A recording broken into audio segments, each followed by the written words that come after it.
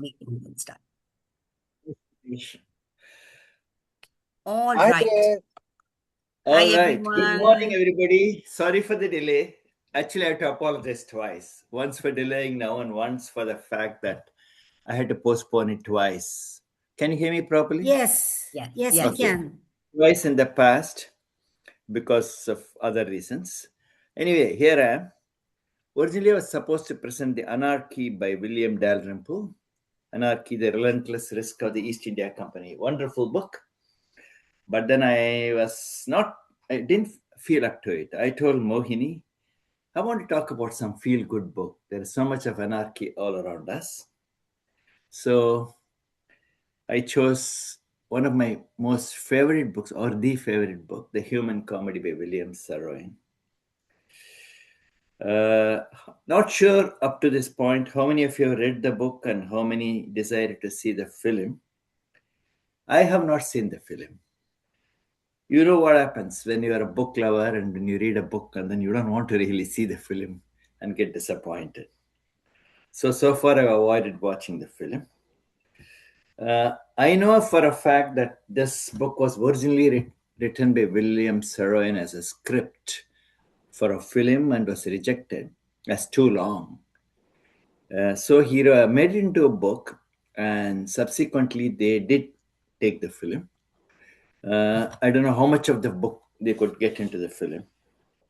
So you may or may not see some of the characters I talk about in the film. Also, if you have not read the book, you will miss the great illustrations by Don Freeman, which add a lot of value to the story, actually. I first read the book in my early 20s, a long time ago. I Your was 20s fascinated. or your My 20s? My 20s. I was not born in 1920s. Sorry, my 20s, definitely. I think, in IIT. I had not even come to IIM yet. I was fascinated by the little 4-year-old boy, Ulysses. It is actually difficult for me to get beyond him into the story. We come across him in the very first chapter, waving to he's called a Negro in the book. At that time, the norms were different. Now we call them black men in the train. And he's delighted when the black man waves back at him.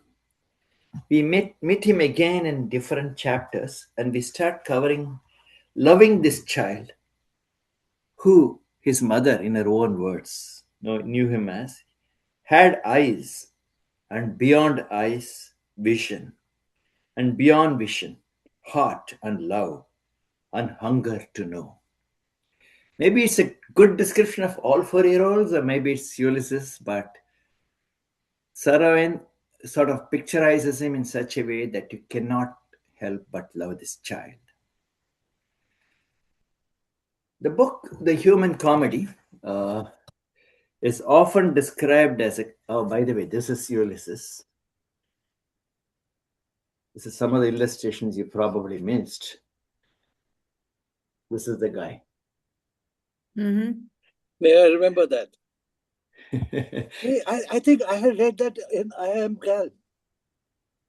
Sorry, go ahead. It hit me just now when you were talking about it and you showed me the picture.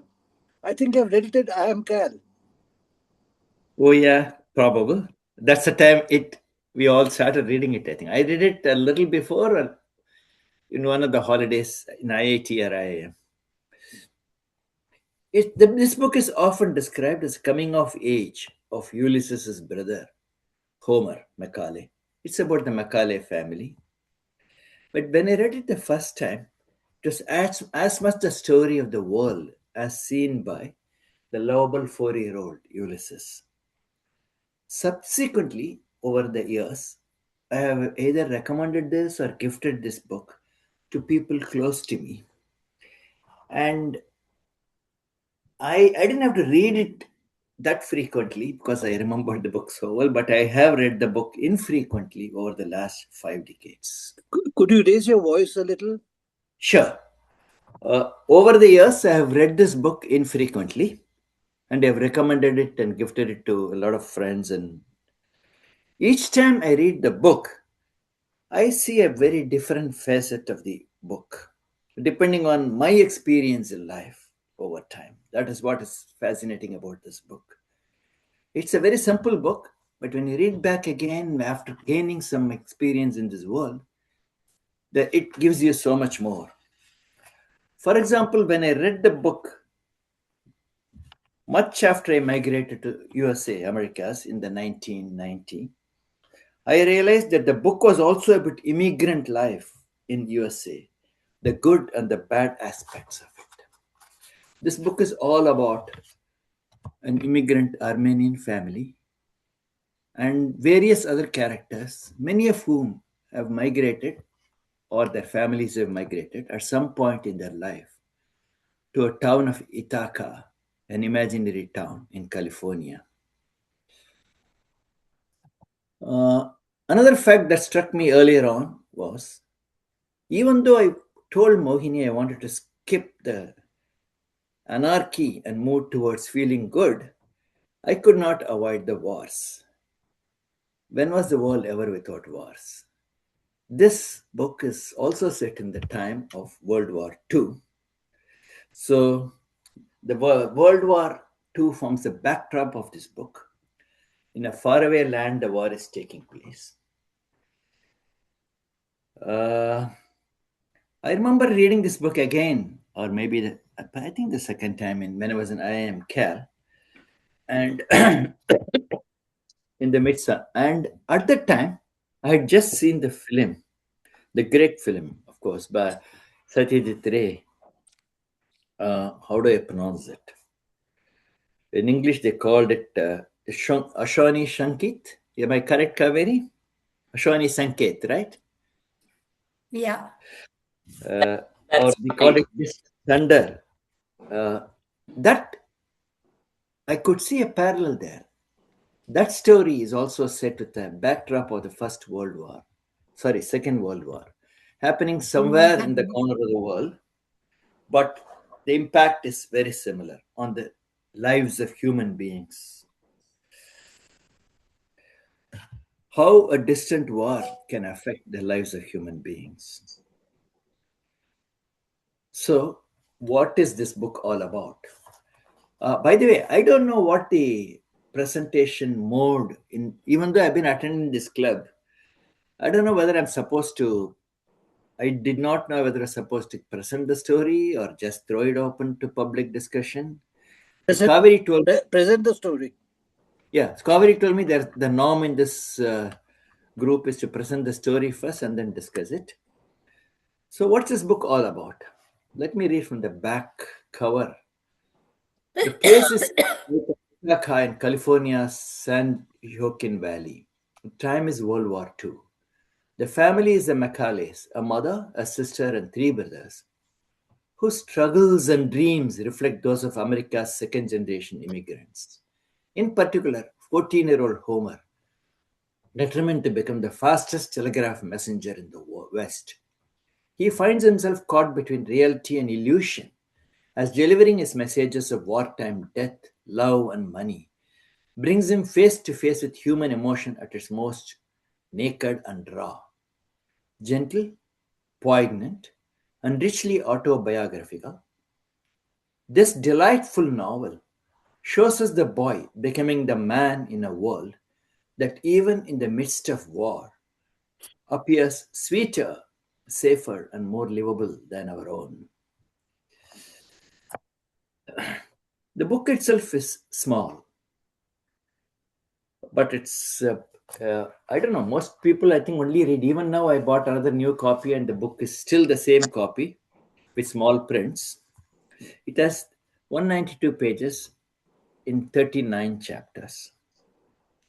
The most amazing fact about this book is each of these 39 chapters can stand alone as a short story. If you have read it, the people who have seen the movie may not realize it.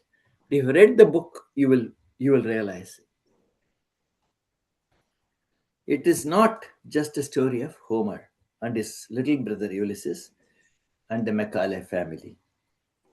It's a story of an imaginary town of Ithaca, which, just like so many other Californian and American towns, especially the town of Fresno, the hometown where William Saroyan grew up. Uh, those of you who visit California will know that it is a mix. It's a mini America. It's a mixing pot of mini liberal America. It's a mixing pot of a lot of immigrants from various backgrounds, and this story reflects that. Even though it's from the point of view of an Armenian immigrant family.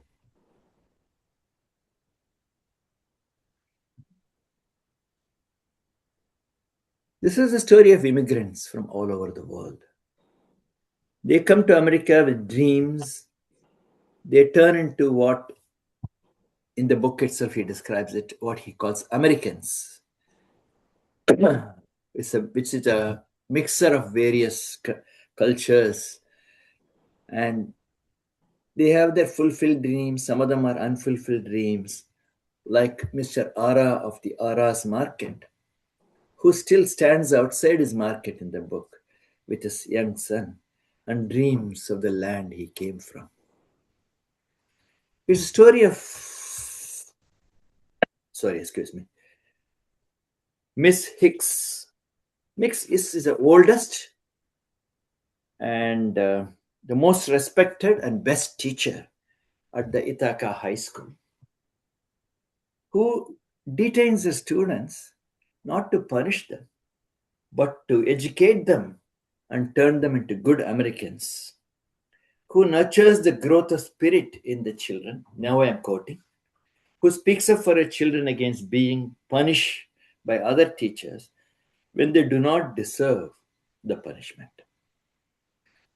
It's a story of Big Chris, a most delightful story in the whole thing. The large, mean looking trapper. I don't know whether you know what trapper is. A trapper in American English is one who sets traps for little animals on the forest and rocks and sells them.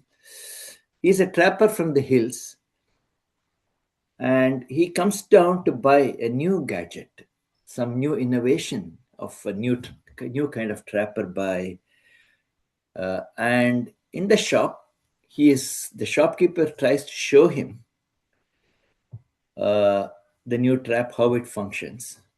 Ulysses, the tiny fellow, is as always is curious, so he pushes through a small crowd of onlookers and gets it up front, and the trapper traps him. And actually, he's not hurt because that is well-designed trapper. And Ulysses gets in, and then he asks for his dad, who is no more, for his mom and his brother Homer. But he's he's a cool kid. He just reminds her asking for his pop and mom and dad. And then the newspaper boy, another interesting character called Augustus, finds out, who is a friend of Homer, his brother, finds out who that he's stuck, and then he runs to call Homer. But by the time Big Chris says, "Why don't you release him?" and this shopkeeper doesn't know how to release him. He has learned how to use it to trap animals, but he hasn't learned how to release it. It doesn't work, maybe. So the Big Crips, who's a big man, tough man, uses all his muscles to pull out and break the trapper and get Ulysses out. And the shopkeeper is upset. He wants his money, and without a word, Big Chris puts down the money on the counter and walks away. This is one of those chapters where you find humanity is present in various places in various ways. And you can't look at a man and say, he's a tough, mean looking guy, and say he is good or bad. There are many such characters in this book. It's also the story of the Sprangler, the manager by the way, going back to the story, it's a Homer, elder brother of Ulysses, is I think Ulysses is 4 and Homer is 14, and his elder brother Marcus, who is 18, has gone to the war. They also have a sister, Beth, and a lovely mother who understands her children and who had just lost her husband 2 years back. And husband hovers in the background when the mom describes their father to the children. Homer has to take up work, even though he is just 14 and is a high school student. So he tries to join the post office. And when the postmaster asks him what's his age, and they're not supposed to work before 16, but Homer explains, and Spangler, the postmaster, decides that he will do the job, and he decides to give him the job. Spangler is described as a kind man. He tries to understand everybody in the world and see the good in him. He has an old telegrapher, the one who operates the telegraph, if you remember the old-time telegraph machines, who drinks and who has nobody to look forward to. The young delivery boy, Homer, the girl in the corner of the street. He's there's a beautiful scene where I know you saw it in the movie. Spangler loves her innocence, so he runs and kisses her and walks away. And the addict who comes there saying he doesn't have money, but he needs to contact his mother because he wants to go home. And Spangler actually pays the money for his telegram, sends, and then the addict comes back later with a gun in his hand and demands the money from Spangler. Spangler keeps out whatever is the day's collection on the table and says, "You need to show the gun at me. I would have given it to you anyway. Take it and go home and be with your mom." And the addict, in a poignant scene, puts down the gun. He's actually looking for comfort and understanding. He's not really looking for money, even though he does need money.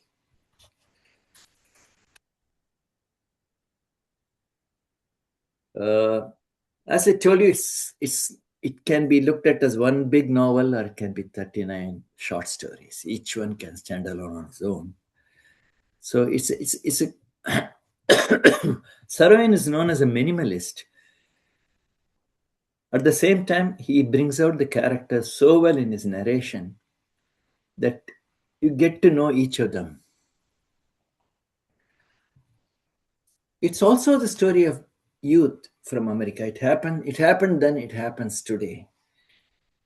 It happened during World War II because they were conscripted, and it happens now because they want to utilize the benefits that joining the army gives them. These youth from different strata of society, many poor, they go to fight a war thousands of miles away without even knowing why the war is taking place and where it is, and whether, if and when they will return home.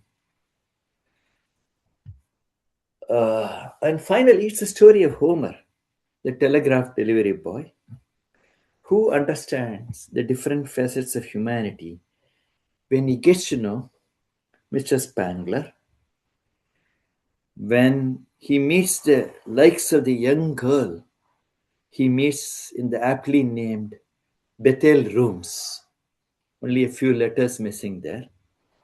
A girl who secretly sends letter to her family under the watchful eyes of her madam. The madam gives him money, and Homer is so disgusted he gives the money away to a wounded soldier on the street. When he delivers the telegram from the Ministry of War department to the likes of Mrs. Sandoval, announcing the death of their young husbands and boys in a faraway war. And finally, when the reality hits him, when a telegram arrives for his own mother from the Ministry of War about his elder brother.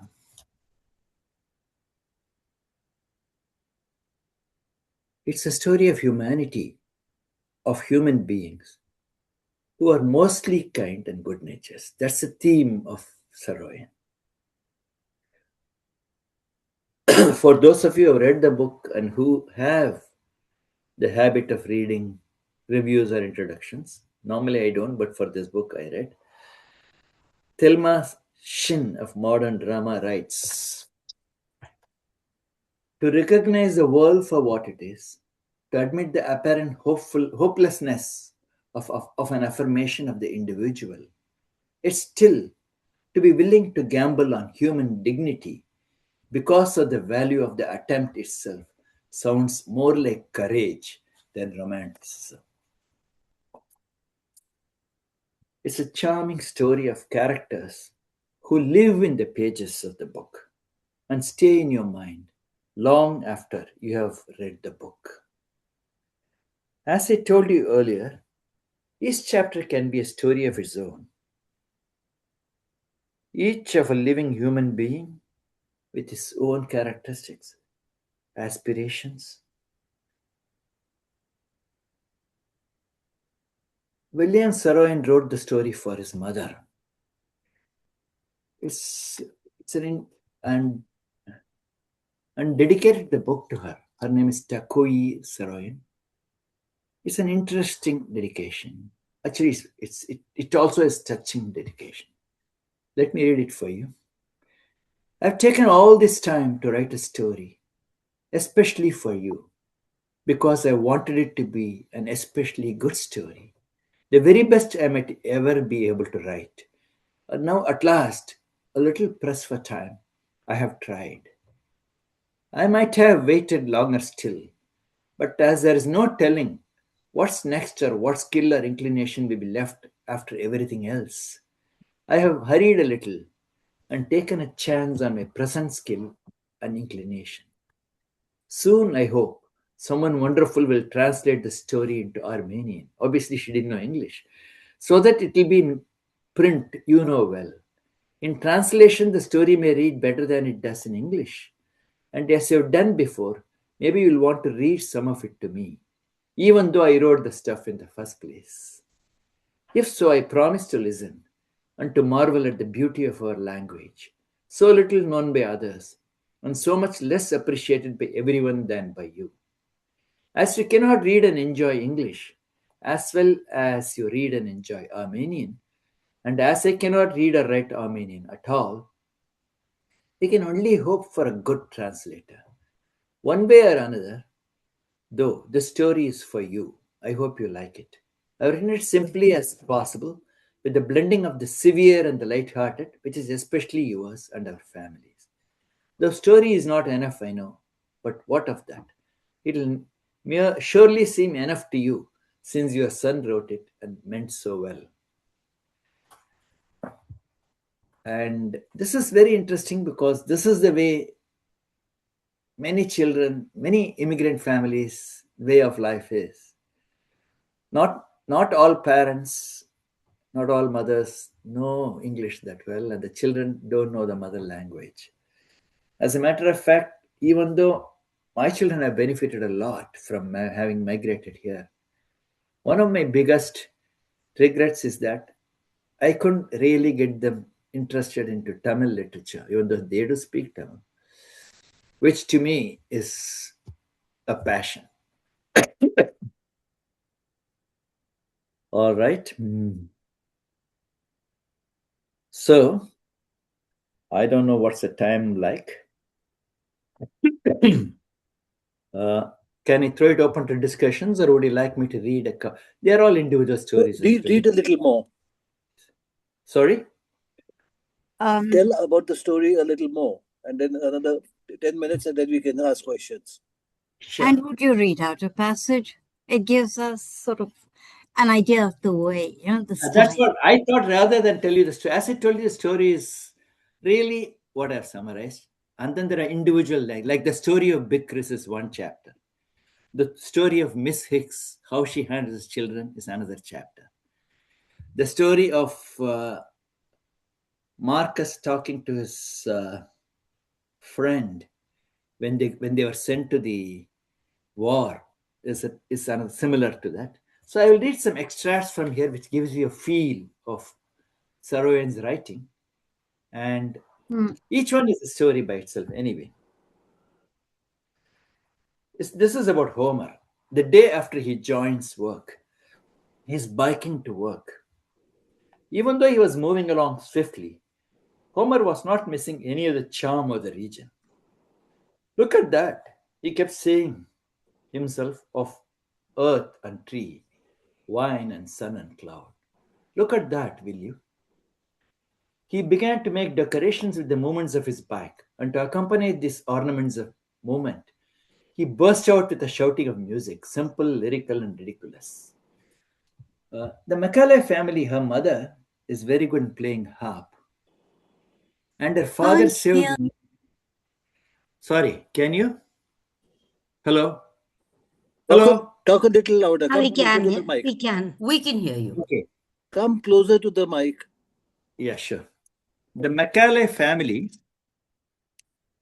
is, I guess it's true of many immigrants who come from Eastern Europe. They are very fond of music, and of India too. Many Indian families are too. I won't downgrade them.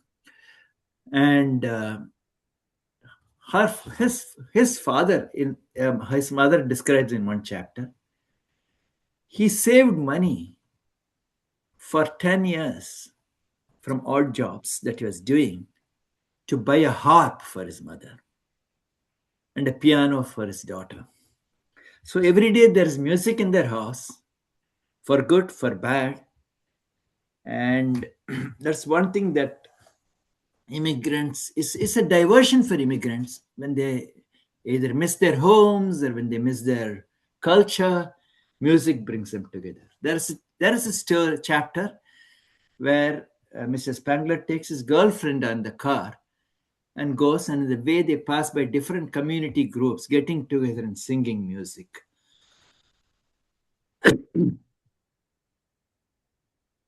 Homer's music fled before the horrifying clatter of three incredible objects moving across the sky. The messenger looked up at the airplanes and promptly rode into a small dry ditch. A farmer's dog came swiftly and with great importance, barking like a man with a message. Homer ignored the message, turning only to spoof the animal by saying, "Arp, arp," and then rode on. This sort of hints at what might come as he describes the Air Force flying overhead. Let me read another extract which impressed me. This is a conversation between Mrs. Macaulay and Ulysses. The small boy Ulysses listened and watched.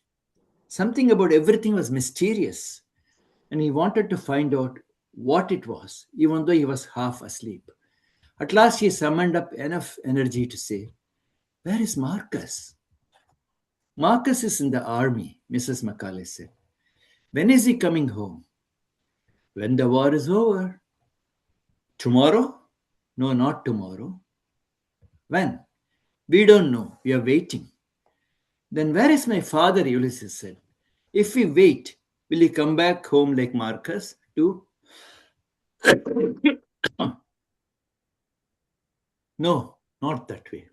He won't come walking down the street, up the steps, across the porch, and on into the house as he used to." This was too much for the boy, and as there was only one word by which to hope for something like truth and comfort, he said this word, "Why?" "2 years ago your father died, Ulysses. But as long as we are alive, as long as we are together, as long as two of us are left and remember him, nothing in the world can take him from us." The boy thought about it for a moment and then remembered what he had witnessed earlier in the day. "What are the gophers?" he said. His mother was not unprepared for such a question. She knew that he had eyes, and beyond eyes, vision, and beyond vision, heart and love and hunger to know.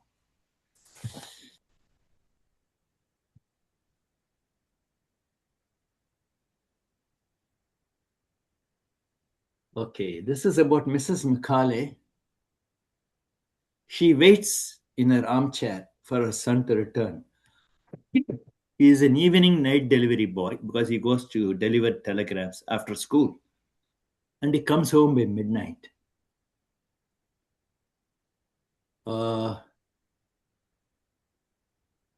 when he comes back, he tells her, everything is all right. I don't want you to sit up all this way every night. He passed and had to say again, everything is all right. I know. Now sit down. He moved into the old overstuffed stair, but instead he collapsed. His mother smiled. Well, I know you're tired, but I can see you're troubled too. What is it? The boy waited a moment and then began to speak very swiftly but very quietly too. I had to deliver a telegram to a lady over in G Street, he said. She was a Mexican lady. He stopped and suddenly got to his feet. I don't know how to tell you about this, he said, because, well, the telegram was from War Department. Her son was killed, but she would not believe it. She just would not believe it. I never saw anybody hurt that way before. She made me eat candy made out of cactus. She hugged me and said I was her boy. I didn't care about that if it helped her. I didn't even care about the candy. He stopped again. She kept looking at me as if I were her boy. And for a while I wasn't sure. I wasn't. I felt so bad.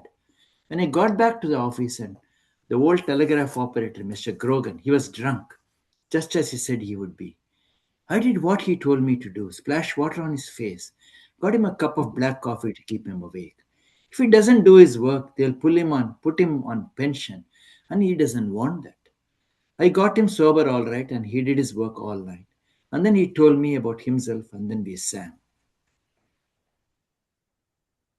All of a sudden, he said, I feel different. Not like this is part of the growing up story. I feel different, not like I ever felt before. Even when Papa died, I did not feel this way. In 2 days, it's just 2 days after he joined work, everything is changed. I am lonely and I don't know what I am lonely for. His mother did not speak, waiting for him to go on. I don't know what's happening or why it's happening, but no matter what happens, don't let anything hurt you that way.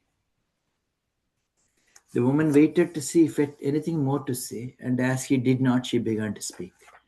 Everything is changed, she said, for you. But it's still the same too. The loneliness you feel has come to you because you are no longer a child.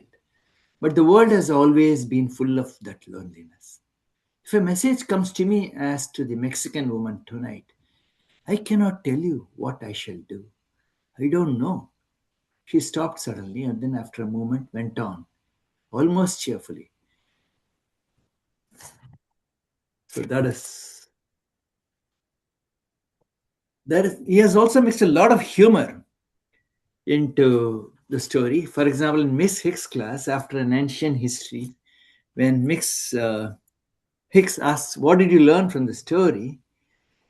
Homer has a big speech on how people have all over the world have noses and how noses affect the history of the world. And of course, some of the more poignant moments are when Big Chris saves Ulysses, when Mr. Spangler, when the addict comes in to steal money from him, makes him feel comfortable and sends him home. And finally, in the last part of the story, Marcus, the elder brother, meets a boy and gets friendly with him in the army. He is like so many other American youngsters, homeless, father and mother, we don't know, maybe died, maybe separated. And he's looking for love and affection. And Marcus gets friendly with him, and Marcus tells him all about how close and affectionate his family is. And the boy feels almost as if he knows the family and Beth, and almost as if Ithaca is his own. And finally, when Marcus dies, the boy is wounded and he comes home. And he comes and sits in front of the Macaulay house. And the mother invites him in. Well, that's the story. I love it whenever I read it.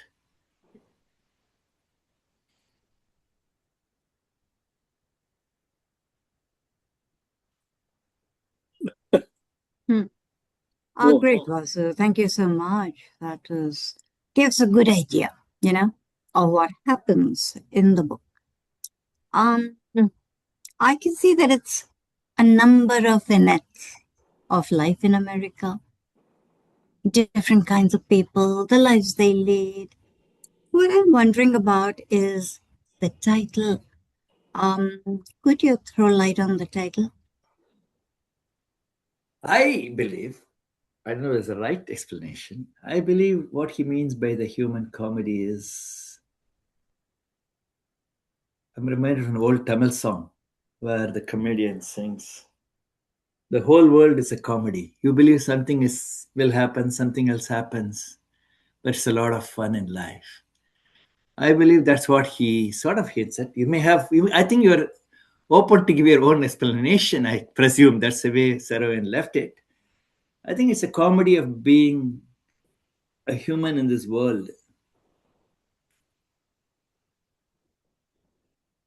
I don't know how much more to explain. Maybe somebody else can talk about it. Um, you know something? Um, Chekhov's play, The Cherry Orchard, one of my favorite plays, and I have loved teaching it. Now, Cherry Orchard is called a comedy by Chekhov. I mean, it's The Cherry Orchard, a comedy in 4 acts. And when I read it at about 16, I thought I read it as a tragedy, and I never saw that subtitle somehow. And then I went to college and I studied the book. And then I realized, oh my gosh, it's called a comedy. Why the heck? Because there is so much loss. What's funny about it? But of course, the word comedy does not imply funny. And I think the same um, justification for the title that I give my kids for the Cherry Orchard applies here. That is a very wide perspective that the writer takes, a very wide perspective, so that you get a glimpse or even in-depth look at many diverse situations of many various characters. And because it's such a wide-angled perspective, and the reader is expected to maintain a little distance. Therefore, it's the human comedy. If you get too deep, it becomes a human tragedy. It's all a matter of the lens, is And, how in, I see it. and there's no comedy without tragedy, right? Mhm.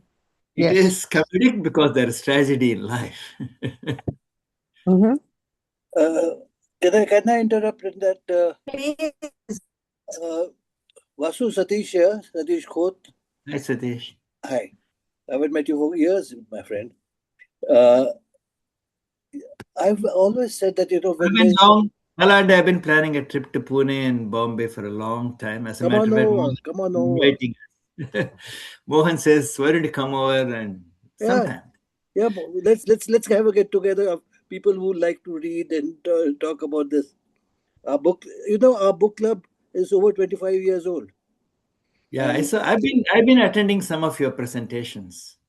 we had a celebration of it. This is 2-3 months On the back. 1st of December. Okay, this is what, when I read about this book, and read this book so many years back, I've been thinking that whenever there is a lot of the world around us is behaving not as what we would like it to be, but very violently and whatever have you, and in doing so, it comes from within you. A little bit of angst comes in and it hits you. And if you notice, the good literature that came through after the First World War, the good literature that came through after the Second World War, the Korean, and after that, I think about the best came through uh, in this in Vietnam, writing from Vietnam people, more because it was closer to us. I thought, and now I feel that a year, 2 years from now, we'll see a vast number of good books coming up.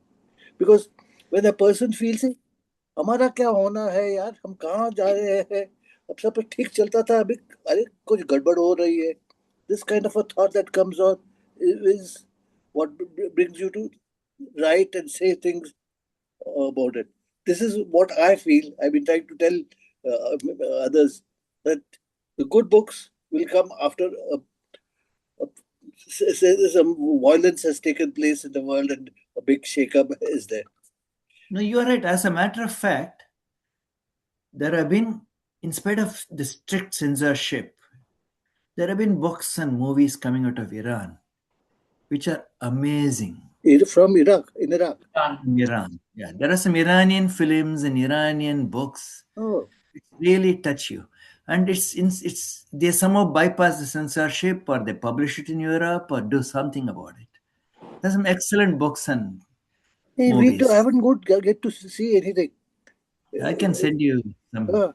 Send something around. And Yeah. where is we have a person here who's an expert on about films, etc. Satish, He's suddenly gone. if you remember, Latika had given us some Iranian films. Do you remember? In the Gyan Adab days. And we watched the Iranian Film Festival. She created. Incidentally, Yes. In 1978, I went to Tehran on a consulting assignment.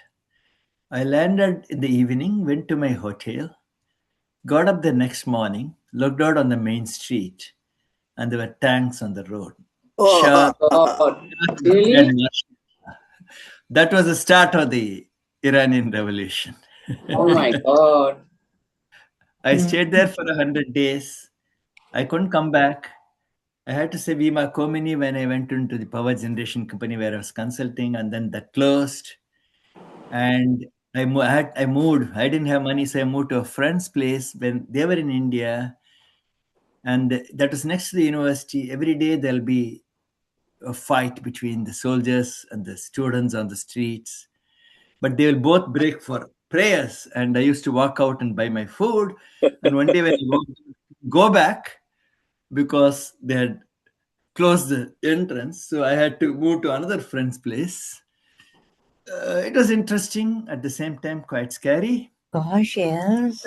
The one thing about that revolution was it was not started by the mullahs. It was started by students and communists who had valid reasons.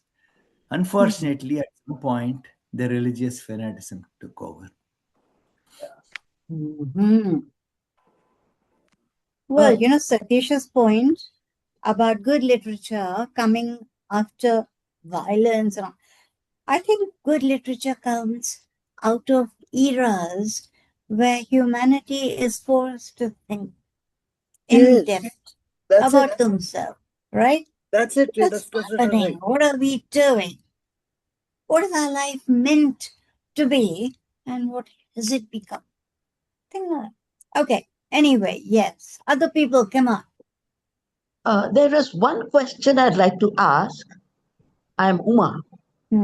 Yes, Uma, come on. Yeah, I want to know whether the choice of names, Homer, Ulysses, Ithaca, whether these are in any way related to to that famous Homerian Of course. Odyssey, book. yes, it is. Of course. I'm sure it is. Odysseus. Yes. I had the feeling, but I'm not sure How what. can it be an accident?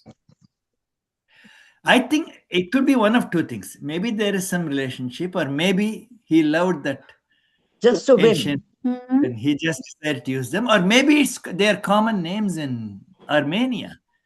I They was are trying to not, look. because I do know a few Armenians. Their names are almost like Christian names with slightly different pronunciation.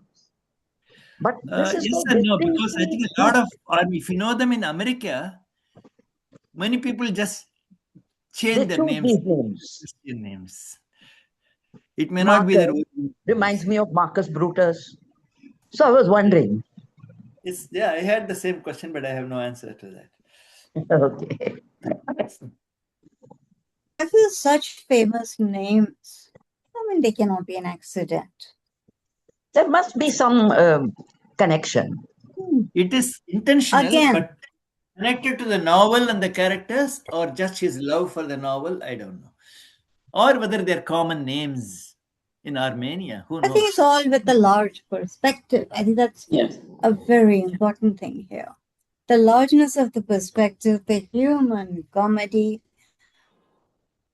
the travelers, you see, Ulysses, Exactly. the travelers. We are all travelers in this world. Yeah, it's a journey of life, I think, probably. Isn't it, Yes, Vasu? just a little. Just little. Yes, go on, Kaveri. Kaveri, Yeah, come no, on. yeah, I was saying that from hearing Vasu read out those beautiful passages, and it's like the journey of life and of the different characters and people that we will encounter on the way. And such beautiful, touching passages, I think, that Vasu read out for us. And in the midst of tragedy, it seems there's always a hope for something better in the future. Time. Yeah. And it's ironic, Vasu, that you're reading this at the time when we are in the middle of another war, and it's kind of, though we are far away from the theater of that war, we are feeling its impact very much. As I said, when has the world been without a war? Right. No, but there have been eras where a different type of work, we started having long hair and jeans, torn jeans, etc. When we were suddenly singing in that, you have a change that comes through. And I've not been someone who can has studied this should really come up about it, because I do feel every time I see some things not going right in the country or the world, there is some display of different wear clothes, different stories. Everything goes. It takes a change. That's I keep on saying this. Yeah, so a few people do agree with me, but I don't know I'm right or wrong. I don't. Azra is there hiding away. I haven't read the book. I'm sorry, but I'm enjoying the entire discussion very much. Anything to say, Azra? Go on. Vasu, No, I agree with go ahead. Vasu about the movies some of the Iranian folks have made. They are worth seeing. Messages are beautiful, but there's nothing more I can add. I'm sorry. I haven't really thought too much about it. Fair enough. Are there anybody in this call who has actually seen the movies and how close it is to the book? Do you know? No, I couldn't find the movie.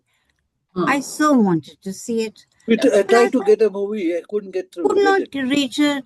The book is available in the internet. Book you can either buy in Amazon or it is available free on the internet. It can be Who is downloaded. it? I wish you had told me that before. What, the movie or the Because book is Just available now on I found Amazon? out it's book. available. The book. hmm, So Vasu, wow. based on the things that you read out, it's Mhm. like it's kind of reminds me of the older times when there was a much greater degree of compassion in society, of people who used to help each other. Somehow, some modern novels are so off-putting because it's just relentless, bad, people who are vicious and nasty. But from whatever you read, those little excerpts, all of them, there's that touch of human kindness and compassion and generosity of spirit. It's just beautiful. It's like Kaveri, you're right about the book, but I don't know whether it is then or even now. I think that's a human comedy. 90% of people or 95% of people are good, kind-hearted, and nice. okay. It's just No, as huh? who takes the I- upper hand at any yeah. point of time, I believe. Yes. I met a lot of, I don't know how to put it politically correct way, a lot of people who are not liked because of their religion or because of their Oh community. yeah, Yeah. yeah. Oh yeah. I've gone to many countries. Yeah. In most countries, the common man is the same. Many of them are kind and human and friendly. It is, I think, the way the country has developed, or the politics in the countries have developed, Politics, yeah. less to hate. Yes. Just yesterday I was One country, but it's true of all countries, I think. Yes. Yes. yesterday I read, not read, I saw a movie where during the Second World War, where a young girl escaped from the school, which is just about they were about to pick up the Jewish children. Jewish kids, and she runs away. Someone else helps her out, etc., etc., etc. And well, feels sad that people did such things then, and sad that people are doing these things still now. I don't know when will we ever learn. Hatred. So much hatred. Yeah, Will it, they ever learn? it That's a doesn't beautiful. really matter whether you speak English or you speak Telugu. It doesn't matter whether you eat beef or you eat uh, dahi bhat. It makes It no difference. shouldn't matter. It shouldn't matter. 100%. Shouldn't make. You said it, pal. Apparently it does. Sunita. Yes, I just want to. Hi, Vasu. This is Sunita. I've been the one I, who's been in touch with you. I, There is William Saroyan wrote his autobiography called The Bicycle Rider in Beverly Hills. Have Mm. you had a chance to read that? no, I have not read it. Yeah. Yeah, and it's so strange. It is such a. I had never heard of William Saroyan till this book review was coming up, and so the name was playing in my head. And I'm currently reading a book called Theo of Golden, which has just been. I mean, it was written, I think, released last year, and in the book, and really about 2 weeks ago, the chapter that I was reading has this protagonist who meets this lady who's homeless but has everything on her bicycle, and he mentions William Saroyan, and the rescued bicycle, and I thought, Wow. 1 minute. Yeah. Suddenly it's Gautam has all already it's in the started. air. Yeah. Gautam has already started. He's got a bicycle which he goes all around the world. Where's he? Hey, he just disappeared. Yeah, and William Saroyan says that the bicycle is the noblest invention of humankind. So and it's all, and that's an autobiography, and he talks about himself in America with the cycle. I So guess it was interesting that it came at the same time when you were presenting. I don't know if that's valid anymore. When I came to India, I found that everybody who had a bicycle then now has a mobike, and everybody who has a two-wheeler then now has a four-wheeler. Horrendous. Indian traffic is horrendous. True. So he's Armenian, is he? William Saroyan. Elif Shafak's. I mean, Sunita, you remember definitely. Remember how the Armenians are so hated. In one of the books, there is a neighbor who is Armenian. He's a doctor. And he's so kind. such a good doctor, such a kind human being. He treats people for free if they can't afford the fees and so on. Everybody loves the family. It's a large family, lots of children, and a very happy family. Like we are told that there's always music in the house. And that music is usually the family singing. And I'm so happy. And overnight, that family disappears. I Yeah. mean, like the midnight nook in Russia or something, Why? And the Kurds are people who everybody seems to like them. Nobody likes them. Terrible. When will we Satish, ever you're about to learn? say something. When will we ever Ever learn. When will we? Whose song is that? Dylan or What the what? Jews are doing now? What was Peter, being Paul, done? and Mary, I thought. Isn't it Peter, Paul, and Mary? Is it Where have all possible? the flowers gone? Isn't it Yes. Dylan? Possible. Yes. Is it that one? Dylan? Is it in? Yes. Yeah, the tune. When will they ever Yeah, Peter learn? Paul. That's it. The Peter, Correct. Paul, Mary version also. Yeah. Where have all the flowers gone? Another anti-war song. Hey, You know, Sanjay. I was just thinking about change. I think political leaders have a very, very big role to play in this philosophy. God. And Which yeah, leaders? but Sorry. most Azra, which nice. leaders? I didn't hear Sorry? you. Which leaders? Political leaders. Political leaders. Have a big role to play in inciting hatred. For Oh, the, yes. it really Incorrectly. stems from the leaders, and perhaps in schools where the syllabi should promote this feeling of tolerance, right?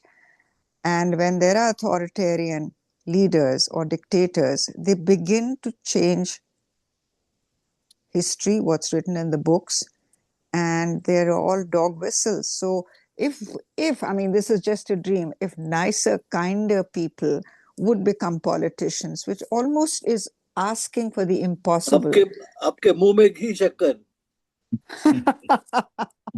I think Azra, I have. Go ahead. Go ahead. No, like I think in New have York, two comments on that. in New York, although Mamdani is a Muslim, and I would say there's a lot of feeling against Muslims here, I think it's the beginning of a good feeling. He may not be able to achieve all that he's promised, but certainly I think it's a good start. What do you think? I think so too, but I have two comments on what you said. Yeah. It's not just the political leaders; it's the religious leaders too. Religious, yeah. True. And the second comment is yes, you're right. Mm-hmm. it's always there. And the second comment is that I lost it. Never mind. And what's the second one? Sorry, what's the second one? I lost it, but Mamdani is hopefully something will happen. It's a good start. It's a good start. I don't know if he can, deliver what he's promised. But you're absolutely right, religious leaders. But, I'm just wondering, it starts at a very young age, right? Even with the parents, how they indoctrinate the kids. So I don't know if schools can play a big role when children are growing up, because it's a very impressionable age. And exposure. But all this is, in my opinion, possible because of the economic inequality. That's true. Come again? When you're suffering, when you don't have things, when you don't have the basic amenities, you tend to move towards the extreme teachings. Yes, you have a point there. Whether it is whatever be your religion, whether it is you are in India, America, or Iran, or wherever you are. Yes. That's what. That resentment, right? That why does he have it? I don't. Yeah, the reluctant fundamentalist. Remember that? Yes. The resentment. All this Pakistani guy is doing so well and all that. Yeah. It's all the resentment. But I'm also wrong in some ways. It's yes and no, because how many upper middle class and rich class people in India don't have these feelings? Don't have? Yeah. These feelings. The Prejudices. so-called. Yeah. So how do you How do you explain that? Because, you know, I have been with very learned Indian people, and they say we are embarrassed. The conversation in our drawing rooms has become so bigoted that it is shocking. So how do you explain that these well-educated, so-called very well-educated people are becoming so extreme in their religious views? How do you explain that? Is that politically driven, or is it coming from their homes? What is it? I wish I could tell you that. We have that. Both of us from, two of us are from the IIM, three of us are from the IIM. I am Cal, and the concept would never. I didn't even know if someone was a Muslim or a Christian or. I know it didn't matter. It really didn't matter. Who was that lady who was saying in the office? She was a Armenian. A biggish lady. I've forgotten her name also. Kaveri, remember that? Can't remember. No, Satish. Can't remember. She was an Armenian, and it didn't matter where anyone was. Yeah, we would say. Yeah, true. We had a tennis player. खाता है इसलिए तू मच्छी खा सकता है क्या? Tell to the Bong friends of ours, etc. Now, you know, it's interesting in South India. I just heard a podcast from Shashi Tharoor yesterday. He said in Kerala, it doesn't matter. We've had Jews, we've had Muslims, we've had all kinds of people. So the northern Punjabi rhetoric does not work in Kerala. Is it because of the partition? So glad. Is it because of the partition that in the north people can be radicalized much more because they have experienced it? Any thoughts on that? That's highly likely.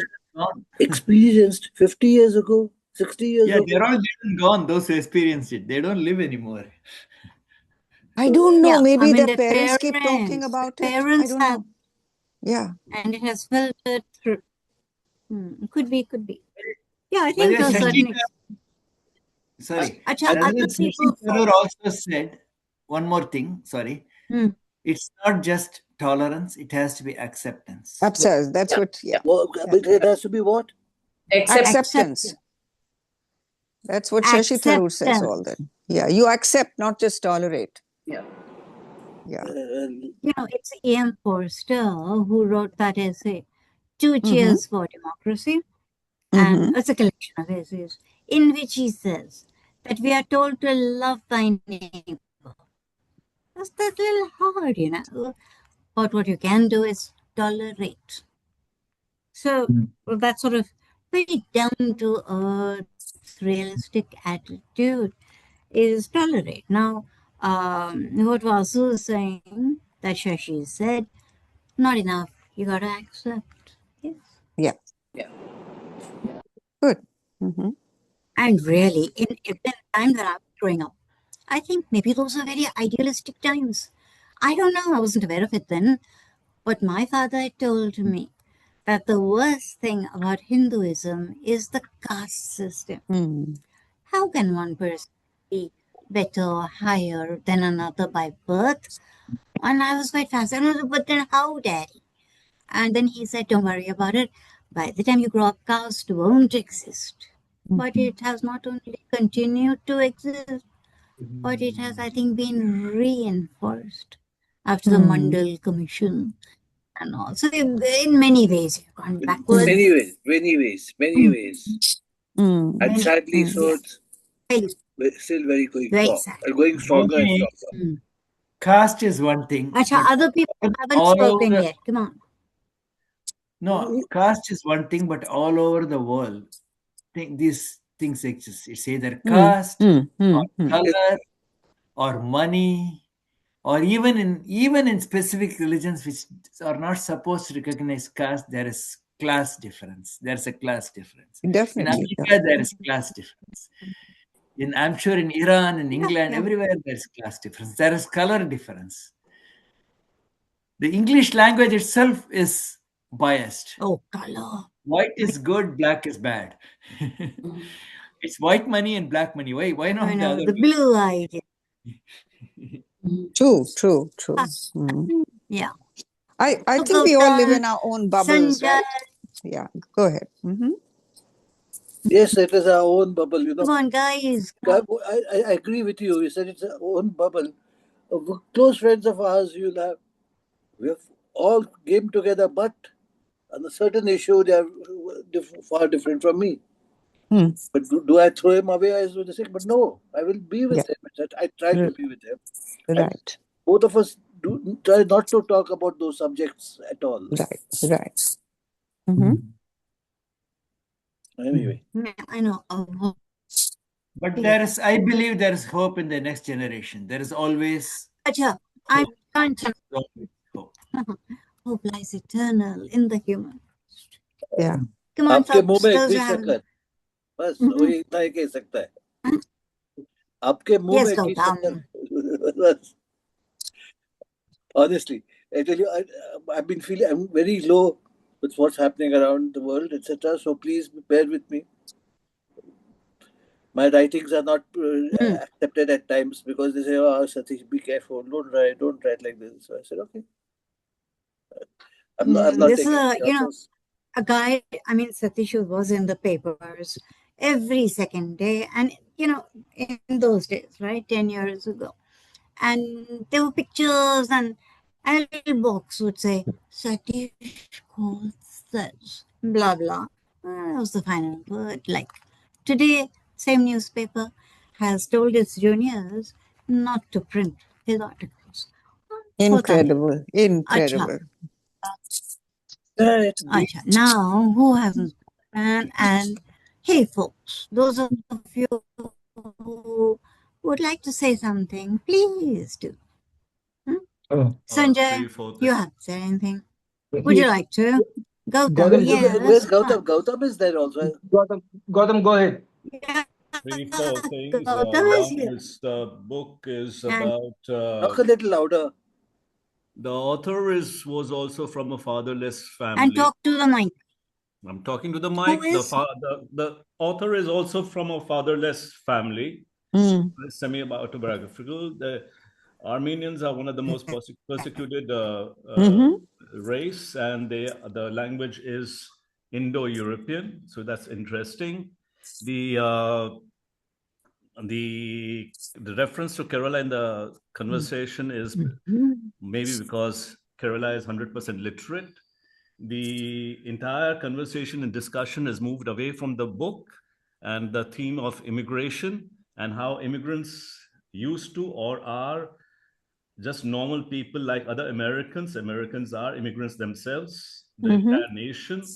And the book is more about the fact that there is no difference between the immigrants and others, other people who are also happen to be older immigrants in America.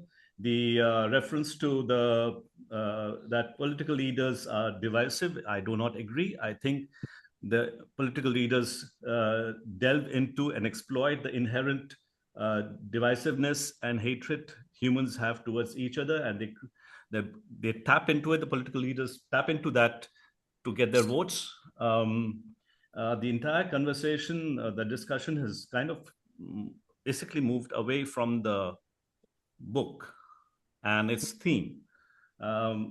Also, I am also puzzled by the title, the human comedy. I can only presume that it is more to do with the fact that it is comical that humans take themselves too seriously and they think themselves to be very significant in this world, and therefore it's comical that the whole the humans are don't deserve so much significance. Good point. Mm-hmm. I was also wondering why we moved away so much from the book. So Sanjay has. It happens sometimes. And if you Sometimes. continue, Maybe because not many of you could lay your hands on the book or the movie. Yeah, and also I believe that Sanjay is going to counter me heavily. No. Can you hear me? Am I audible? Yes. Okay, no, Moini, I read this book some time ago, so maybe I don't remember all the details. But I found excessive goodness in it. The book is just sloshing with milk of human kindness sort of thing. everybody is so perfect, everybody is so kind and generous and compassionate and oozing with empathy. And it didn't work for me. I mean, I was Oh, wondering okay. what planet is he talking about? Human characters are complex and there is nuance and there's a bit of gray in all of us. And this was just too simplistic. And also, it was very artificial, the ending. The son of the family dies in the war and nobody seems to be particularly upset about it. They're quite cool. They move on as if nothing has happened, which I thought was highly, highly unnatural and artificial. So it didn't work for me. And now about the word comedy, I understand that in French, comedy is the term for a play. Okay, a theatrical play is often described as a comedy, and an actor is often called a comedian. Okay, so it's probably he translates the human drama. In that sense, he's using the term comedy, perhaps. Yeah. But what I liked about the book was that there are glimpses of Malgudi days, R.K. Narayan, or that the Yeah, Satyajit innocence, days, the age of that is the part that I liked. But on the whole, I found it simply too simplistic. There's just no context. You mean you That's can't? my feel viewpoint. good. You mean you can't tolerate? You can't tolerate nice people. No, no. Everything in moderation, Gautam. Sunita. Sunita, I think you need to balance things out.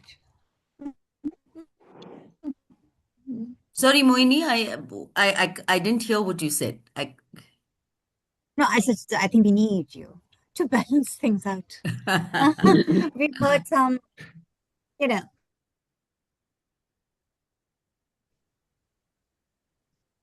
So, Sunita, we are waiting for you to comment about the nice people in the book. About the nice people in the book. different opinions. I'm Gautam very said, we happy have to one. read. I'm very happy to read about excessive goodness. I think there's enough outside to counter. So it works for me. But I get what Sanjay is saying as well. It needs a little bit of of balance. But I haven't read the book, Sanjay, so I will read it. Vasu's made it very interesting to see how, and what I'm fascinated by is that every chapter could be a story by itself. Now that is interesting writing. I Yeah. want to come to Sanjay. And I may add, the illustrations are brilliant, absolutely wonderful. 1 minute. 1 minute. That's the main bit. Just a minute. No, Sanjay. So we saw one. We saw the little boy, Ulysses, right? And that really seemed to be a sort of a illustration of a little boy living during the age of innocence. Very cute. But we were not human anymore, so can't pass judgment. I have a counter argument to Sanjay. Yeah. I think Saroyan's point is, it goes back to what Kaveri said. Saroyan is trying to bring out that most people in this world are nice. It's not that there are bad or negative people, but very times, for example, a bad person in his definition is one who harms others, not one, for example, who is a drunkard, who is an alcoholic, who tries to steal money. He has brought out some bad characters, like the school teacher who intentionally stops Homer from winning a race because he wants the boy from the rich community to win, rich family to win. At the same time, I didn't explain that part of that chapter to you. I didn't talk about it. At the same time, the rich boy, after losing, actually he prevents him by pushing him out. The rich boy stops the race and says, let's wait for Homer to get up before we finish the race. Even though the rich boy still wins it, there is a bad character there. And Mr. Hicks, Miss Hicks immediately says, oh, he's a liar. When that coach blames Homer about it, for what happened. Similarly, there is a brothel. There are prostitutes. And he portrays the visitors and hints. It doesn't portray actually. The manager, the madam, and the people are there who make use of them. At the same time, he doesn't portray the girls there as the bad people. They are desperate. Vasu, it's not about good people and bad people. My submission is that we have elements of goodness and badness in all of us, and that is probably a more realistic position. Instead of saying that I'm 97% good and only 3% bad, that sort of a thing is unrealistic. I agree with you. All I'm trying to say is that he has discussed. I think the best part of the story is how normally, like Kaveri said, we enjoy stories. I enjoy at least movies. And there are people who are negative, who shoot other people and go along. Maybe finally Dharma wins and all that. But throughout the movie, the bad guys are shooting. They are winning till the hero kills them in the end. Whereas in this case, he has managed to build a story or 39 stories about normal, decent people. That is what impresses me. It's not that he doesn't say there are no bad people in the world. He has managed somehow to make your life, make your reading interesting just by looking at some good people and the character. My concept of normal and his concept of normal are quite different. Let's leave it there. Yeah. Moini, it's 6:30. Shall we wrap up? Absolutely. But you know what you said, I was just looking to see Vasu, what we have next time. remember the thing, which is that book that came out, I keep on forgetting. Which? One I read from on a train to from Pune to from Bombay to Delhi. I read only that book there. What? The New Icon? No. Or The Golden Road? Very old book, which should be there. And they have made a movie out of it also. I can't. This is the problem. My memory goes haywire. Catch 22. Not. Catch 22. Now, Catch 22. What about it? Is there No, a we bad guy can't or a good man? succeed. A good person or a bad person anyway? What are they? They're all normal people. Slightly different every way. So I think we have to learn to accept that yes, वो खराब आदमी है, अच्छा आदमी है, वो दारू पीता है, वो ये करता है, वो करता है, कैसे दोस्त है ना, दोस्ती करो सबसे, वही करो. By the way, Saroyan drank a lot himself as an explosion. Vasu, where are you based? I'm based in Northern Virginia, suburb of Washington, D.C. Northern Virginia. Virginia. Northern Virginia. Okay. We'll be there end of the next month. Send me some. Send me the details. We'll try to meet We'll Okay. try to meet. Okay, Chalo. Okay, thank you so much. Sunita, would you like to conclude?